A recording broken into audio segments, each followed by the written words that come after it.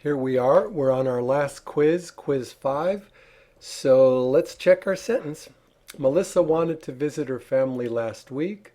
Last week is the shifter. The X words are did. I don't see them. I know it's did because of wanted. The subject is Melissa, and the predicate is everything between. Ties, wanted ties with last week. And last week, So wanted, is the past form. It's a little messy. The M place is here between Melissa and wanted, and Y is everything left. Y is a verb phrase with time. I rewrite the Y. I've done that already. And let's see, wanted is in the verb place. To is the particle. Visit her family is the object. It's a verb phrase, no time, because visit is the base form, and the complement place is here, but it's empty. Let's answer our questions. Melissa wanted to visit her family. Contains a verb phrase with time, true. Contains a verb phrase no time, also true in the object place. Contains a base form, true, it's in the object place. And contains one shifter, true. Contains one particle, true. Contains a phrase in the complement place, that's false. The complement is empty. Question number 7. Her family was not at home. There are no shifters. The X word is was. The subject is her family. The predicate was not at home. Was ties with her family. Was ties with the past. If I wanted to, I could draw the arrow right to last week because that's the time it ties with. Okay, not is the M place, and at home is Y. At home is a prepositional phrase. I take a look at my Y, I rewrite it, at home, and I see that the verb place is here, it's empty. The particle place is right next to it, empty. And because there's no verb, there can't be an object. That makes the object place empty.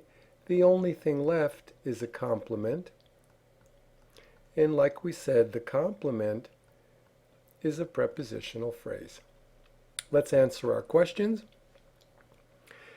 Example 2 contains 3 ties. False, just 2. Example 2 contains a word in the M place. True. Example 2 contains a verb phrase with time. False. Example 2 contains a complement. That's true. That's all that it has in the Y place. Example 2 contains a noun phrase in Y. Not exactly. The Y is at home. Home is a noun phrase, but it's part of the prepositional phrase, and that's something we can talk about in X word grammar part 2. This is just the first class. So example 2 contains a noun phrase. We're going to say false. Example 3. Melissa usually sees her family at their home. At their home, it's not a shifter for me. I feel that it's just really talking about where the seeing takes place. It doesn't really talk about exactly Melissa usually sees her family. It would change the meaning a little bit in my opinion. So let's call it just part of the predicate. Now I see the verb is sees, so the X word is does. Does Melissa? Melissa doesn't. Melissa's the subject. The predicate is everything left. And there's 2 ties. Sees ties with the subject Melissa, and sees ties with the present. This is the S form of the verb, and that makes Y, okay, I'm going a little bit too quick, usually is in the M place, and sees her family is a verb phrase with time. So let's rewrite our Y over here. Sees her family. Sees is the verb. The particle place is over here, but it's empty. Her family is the object. Who does she see? That's a noun phrase. At their home, where does she see them? That's the complement, and that's a prepositional phrase. Let's answer our questions. Example 3 contains an X word. False. Example 3 contains a word in the M place. True. Example 3 contains the no S form. False. It's the S form. Example 3 contains an object. True. Example 3 contains a complement. True. Question 17. Melissa is talking with them now. Now is a shifter. The X word is. I move it here to make my question, and that makes Melissa the subject. The predicate is between the N shifter and the subject. And there's one tie with Melissa and is. There's another tie with is and now. And there's a tie here, is, with talking. Now the verb is the ing form. The M place is here. It's empty. And that leaves Y, talking with them. Talking with them is headed by the ing verb form. It's a verb phrase. No time. I rewrite my Y. I did that already, talking with them. Now I've kind of eaten up a lot of room here. I shouldn't have drawn that like that. Talking is the verb. The particle place is after talking, but it's empty. The object place is right after the particle, but it's also empty. And it's important for us to remember that prepositional phrases, like for example, with them, can never be objects in English. It's the complement. Let's answer our questions. Example 4 contains 3 ties. Is taught, no, that's absolutely true. Example 4 contains an object. That's false. Example 4 contains a particle. False. Example 4 contains a complement. True. Example 4 contains a prepositional phrase. True. Here we are, we're at our last sentence. Melissa never takes off days from work. Okay, no shifters.